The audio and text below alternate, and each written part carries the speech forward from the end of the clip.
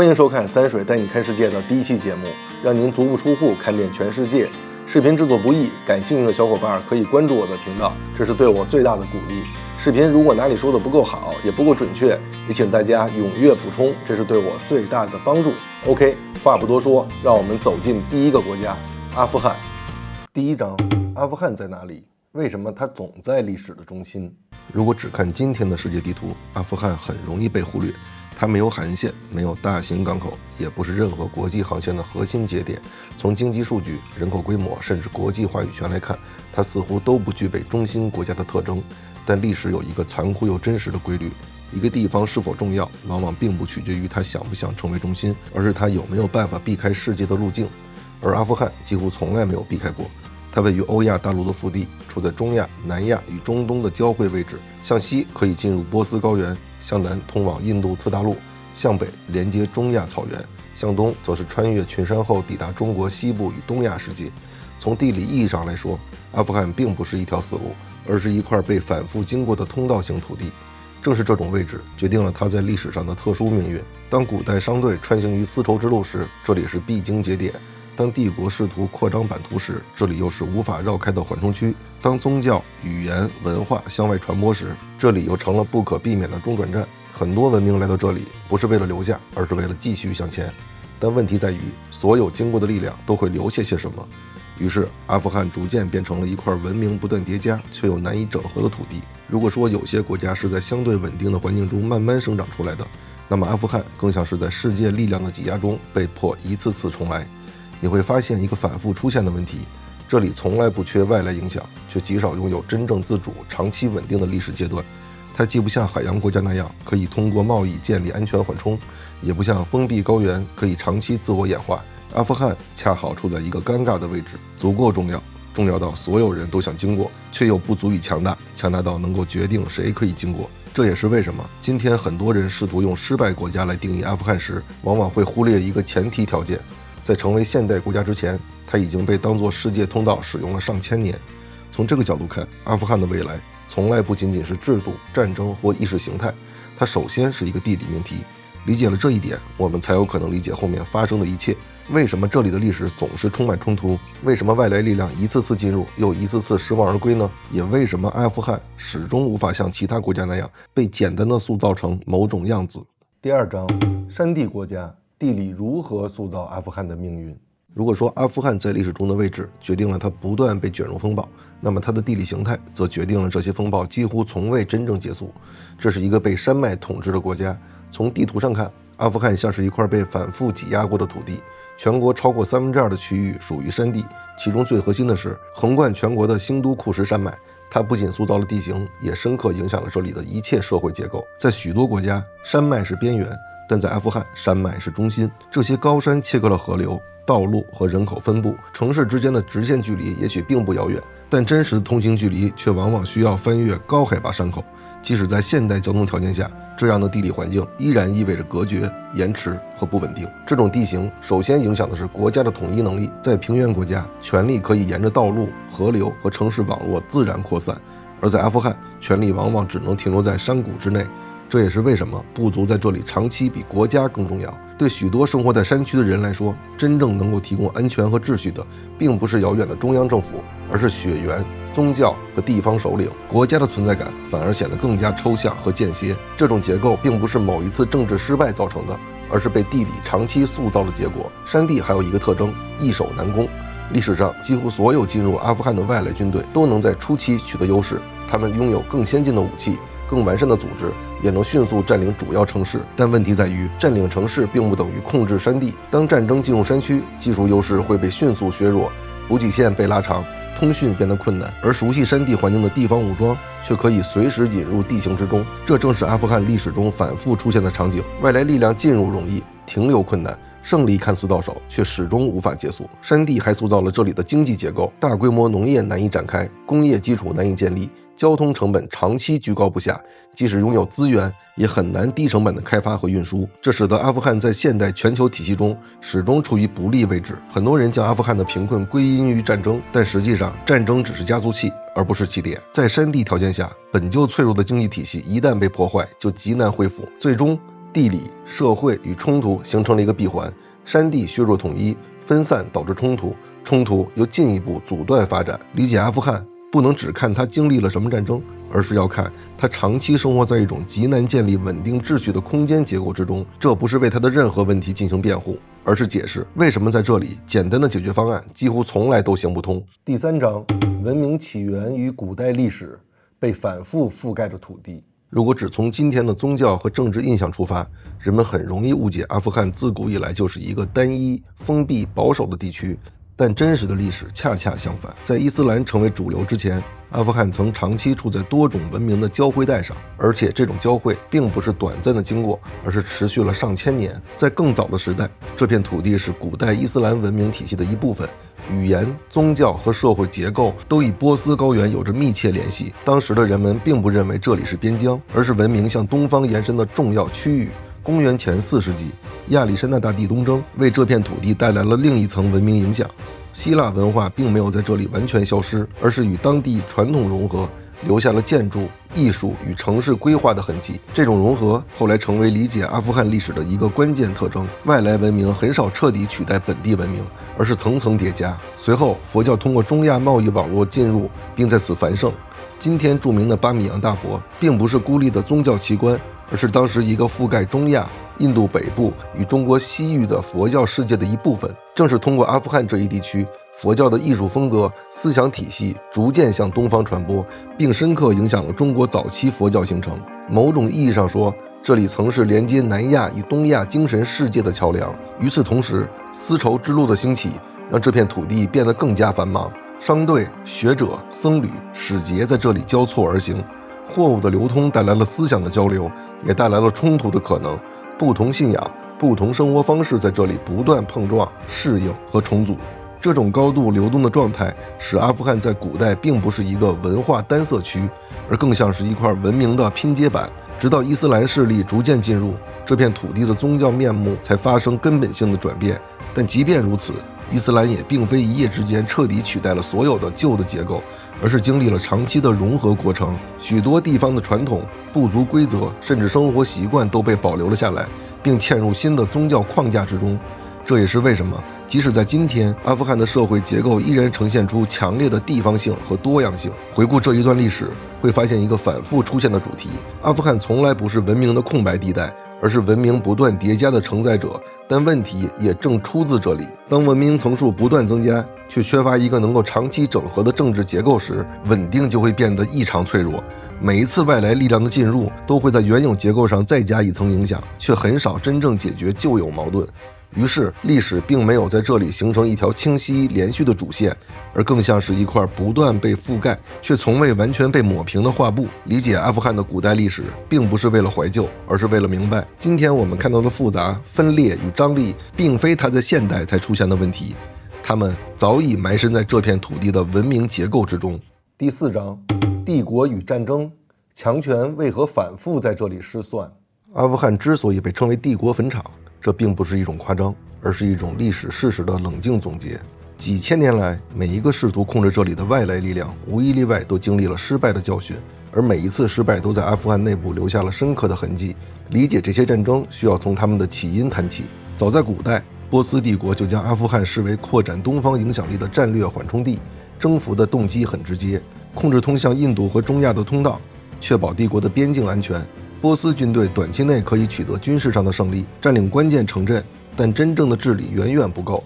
地方领主依旧掌握实权，中央政令难以深入山谷和村落。当帝国力量衰落时，这些地区立即恢复了高度分散的状态。这个模式在阿富汗的历史上被反复复制，易征服，统治难。13世纪，蒙古帝国的军队横扫中亚，阿富汗也未能幸免。蒙古人的战争目的不同于波斯，他们并不寻求长期治理，而是以快速威慑为主。城市被摧毁，人口被屠杀，农业和手工业体系几乎全毁。蒙古军队留下的不是统治，而是一片断裂的社会结构。这个创伤长期存在，影响了人口分布和经济恢复，至今仍可在部分地区看到后果。19世纪，阿富汗进入了大英帝国的视野。3次战争的起因都是地缘政治和防御对手——俄罗斯帝国。在1839至1842年的第一次阿富汗战争中，英国试图扶植一个听话的政权，通过控制首都来实现间接统治。最初行动顺利，但英军当时撤离喀布尔时几乎全军覆没。失败的原因在于他们低估了阿富汗部族社会的独立性和山区地形的复杂性。这次失败让英国人第一次深刻意识到，阿富汗无法通过简单的政权替换来控制。在1878至1880年第二次战争中，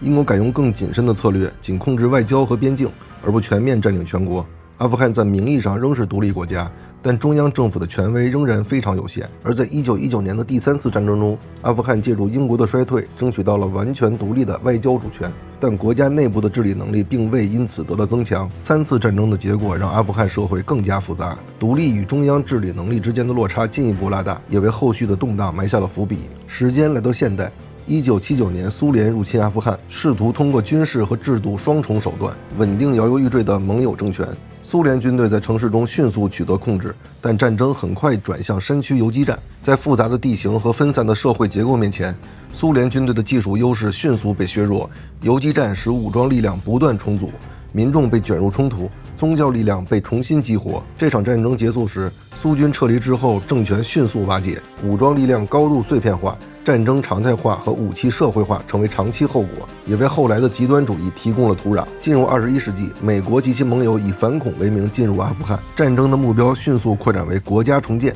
相比苏联，这一次投入了更庞大的资源，试图通过军事、财政和制度建设重塑国家。然而，他们低估了阿富汗长期形成的社会和地理结构。当外部力量存在时，国家体系勉强维持；然而，外部支撑撤离之后，阿富汗的制度立刻崩溃。塔利班迅速掌权，战争的表面结果可能是技术先进的军事胜利和制度建设，但长期影响却是中央权威再次削弱，社会高度依赖地方和部族结构。纵观历史，从波斯到蒙古，从英国到苏联，最后再到美国，几乎每一场战争都遵循同样的规律：外来军队可以打败眼前的对手，占领城市，但无法改变基层的社会结构。中央政府的脆弱性被反复暴露，地方武装、部族和宗教势力不断重塑社会格局。战争不仅没有解决问题，反而强化了阿富汗独特的社会模式，使它长期处于外部力量难以整合的状态。因此，当人们用帝国坟场形容阿富汗时，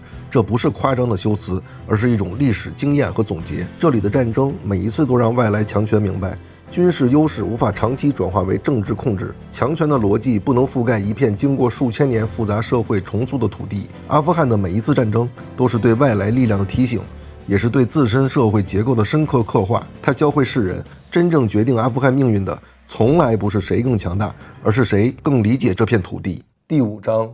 一个名字如何改变一场战争。本拉登的出现。在阿富汗的历史中并不缺少人物，只是这些人物往往无法像其他国家的英雄那样留下一个稳定而延续的时代，他们更像是在巨大历史洪流中短暂站立的人，试图改变方向，却最终被强大的结构所裹挟。在这些人物中，最早被反复提起的是莫卧儿帝国的开国皇帝巴布尔，他是帖木儿王朝的末代王子，是帖木儿的6世孙，出生于中亚费尔干纳，在今天的乌兹别克斯坦境内。巴布尔本人并非阿富汗人，而是突厥化的蒙古波斯贵族。其建立的莫卧儿帝国统治中心在印度，但阿富汗地区在其早期扩张中具有战略意义。巴布尔一生征战，1526年在第一次帕尼帕特战役中击败德里苏丹国，建立了莫卧儿帝国，开启了印度次大陆长达3个世纪的莫卧儿王朝统治。他试图在阿富汗建立稳固的统治，却一次次失败。这里的地理位置、部族结构和政治现实并没有给他留下足够的空间，最终他选择向南而去，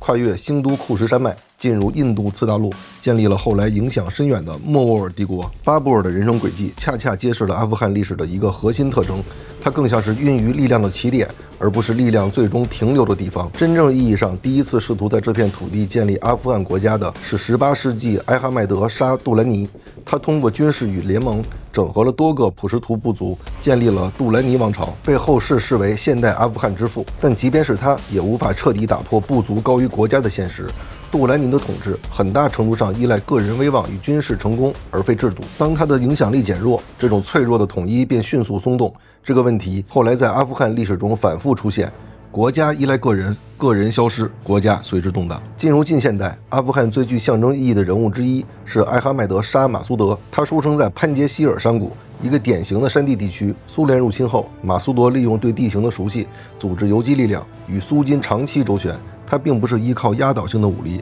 而是依靠耐心、灵活和地方支持。苏联撤军后，马苏德并没有迎来真正的和平，内战和权力争夺以及塔利班的崛起使他再次被推上战场。直到生命的最后阶段，他依然试图寻找一条不完全依赖极端宗教的道路。马苏德的存在代表了阿富汗历史中一种反复出现却始终难以延续的可能性：地方力量反外来控制，同时拒绝极端化。但这种可能性往往无法在长期的战争中存活。现如今众所周知的塔利班这个组织的创始人物并不是传统意义上的政治精英，他们大多出身于战乱中的宗教学校，在苏联战争后形成自己的组织。对他们而言，战争不仅塑造了世界观，也定义了秩序的理解方式。在一个长期失序的社会中，塔利班以简单、明确、强制的方式提供了一种看似稳定的结构。这并不意味着他们代表了阿富汗社会的全部，而是说明当复杂的社会被反复破坏时，极端简化的秩序反而更容易获得支持。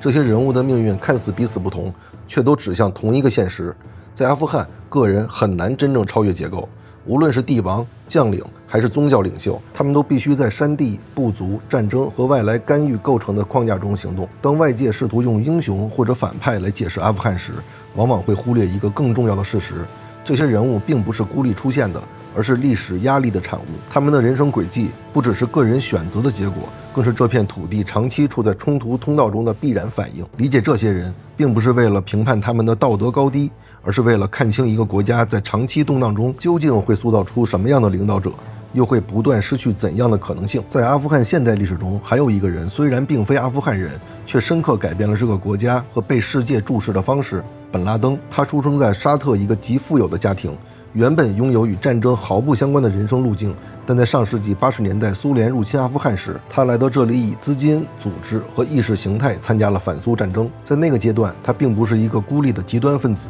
而是冷战背景下被多方力量所利用、所容忍，甚至在某些时刻被视为盟友的一部分。而阿富汗这片土地为他提供了战场和掩护，也提供了一种将宗教、战争与政治彻底绑定的土壤。苏联撤军后，战争并未结束，反而进入了更混乱的阶段。本拉登逐渐从参与者转变为精神图腾，他所代表的不再是个人行动，而是一种跨国极端网络的形成。当他最终在阿富汗落脚，并将这里作为基地时，这片土地被彻底推向了全球政治的中心。阿富汗不再只是一个长期动荡的国家，而是被直接卷入全球反恐体系的核心。随之而来的是长达20年的战争、干预、重建和再次崩塌。从这个意义上说，本拉登并不是阿富汗问题的起点，却是一个放大器。它将原本就复杂的内部矛盾转化为世界级的安全议题，也让这个国家承受了远超自身承载能力的外部冲击。它的结局并没有真正结束阿富汗的动荡，但它的出现改变了世界理解阿富汗的方式。关于本拉登这个人，他的思想从何而来？他如何一步一步走向极端？他与阿富汗、与大国博弈之间存在怎样的关系？以后会单独用一期节目慢慢给您讲清楚。第6章，在动荡中生活，阿富汗人的衣食住行。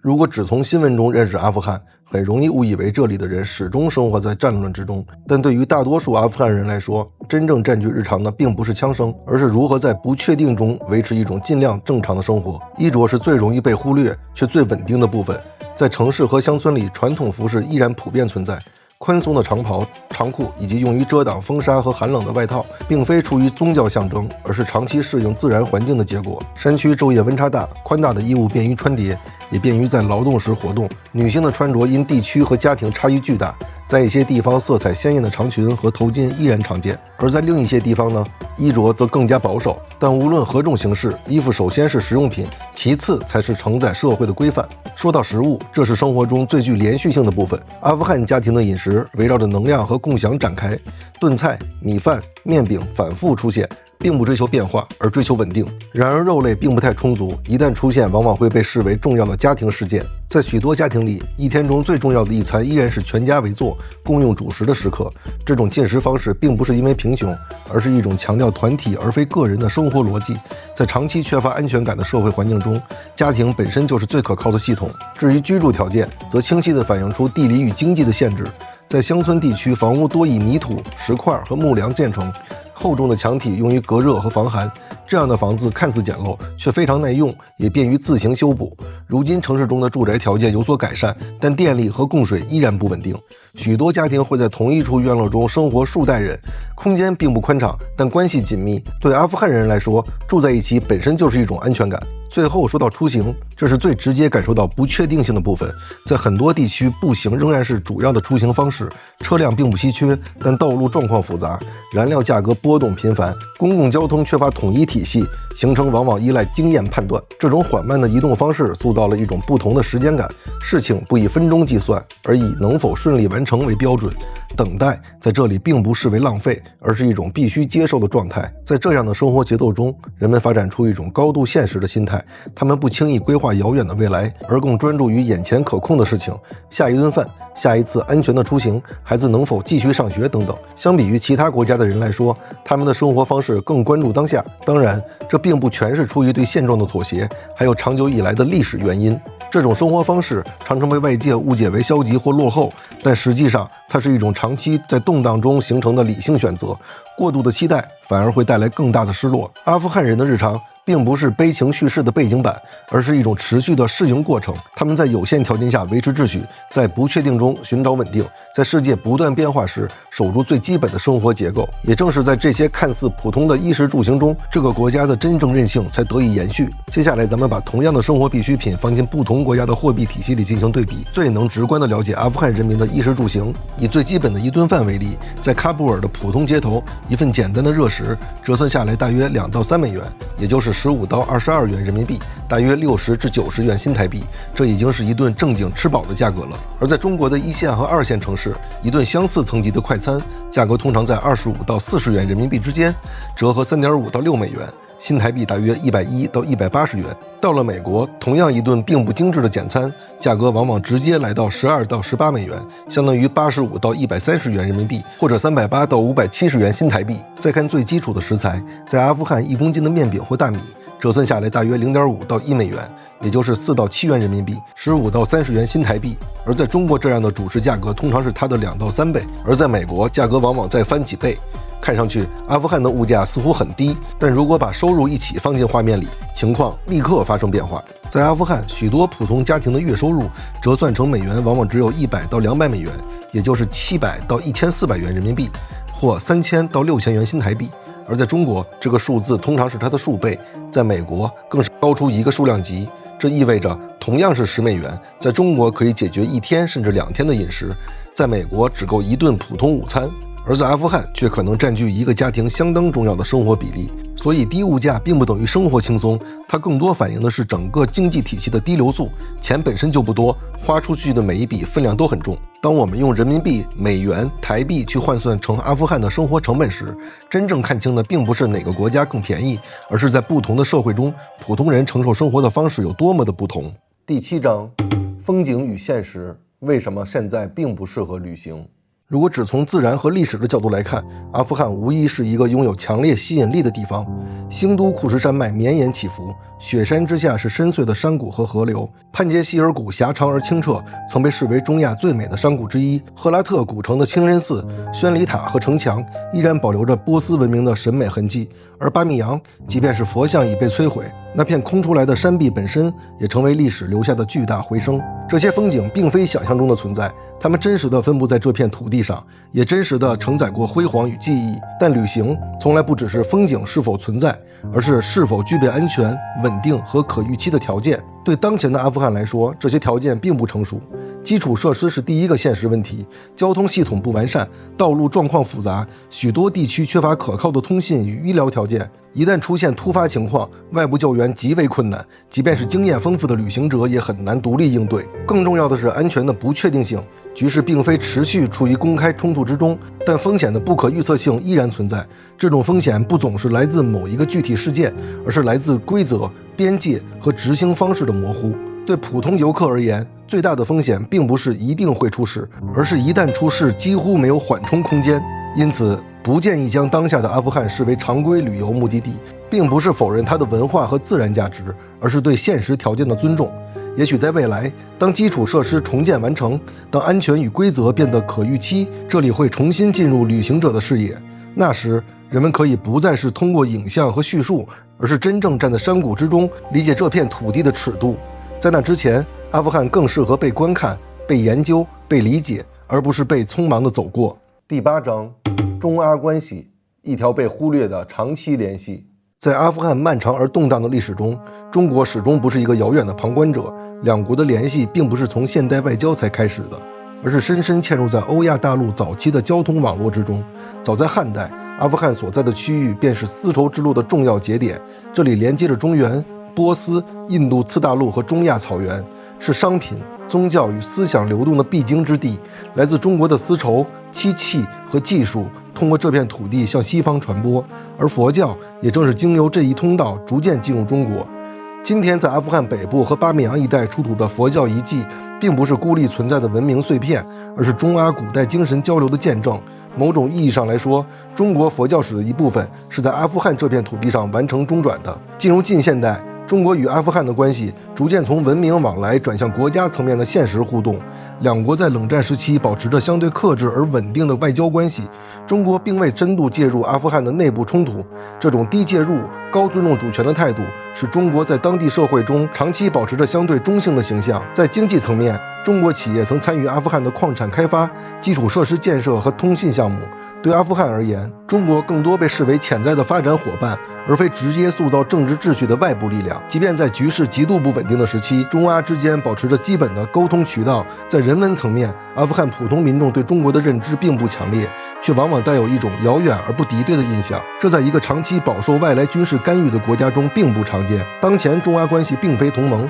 也非对抗，而是一种以安全、边境稳定和有限合作为重点的现实关系。第9章，理解而不是标签。当我们把镜头从战争、人物和地缘政治慢慢拉远，最终看到的其实并不是一个抽象的国家，而是一群始终生活的人。阿富汗并不是天生属于冲突的地方，它曾是商路交汇之地，是文明往来的中转站，也是信仰、语言和文化彼此碰撞的空间。只是在漫长的历史中，它一次次被推到世界力量的交汇点上，却很少拥有真正选择节奏的权利。对外部世界来说，阿富汗常常被简化成几个词：战争、恐怖主义、失败的国家。但对生活在这里的人而言，世界并不是这样被理解的。他们更关心的是明天是否安全，孩子能否上学，食物是否足够，家是否还在。这些问题在任何国家都存在，只是在这里答案更加不稳定。理解阿富汗并不意味着为任何暴力辩护，也不意味着忽视现实的危险，它只是要求我们放下标签，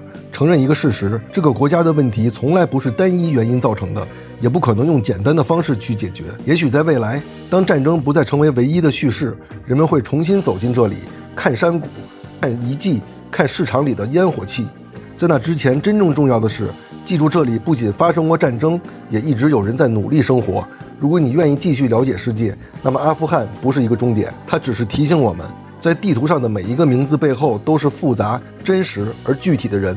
这个国家经历过太多被决定的命运，太多被书写的苦难。可追风筝的人告诉我们，阿富汗不只是战争的发生地，它也是关于友情、牺牲、悔恨与救赎的地方。当那句 For you, a thousand times over 在风中被轻声说出时，我们看到的不是过去，而是一个民族仍然不肯放弃彼此的理由。风筝或许仍然破旧，但只要有人还愿意奔跑，希望就不会彻底坠落。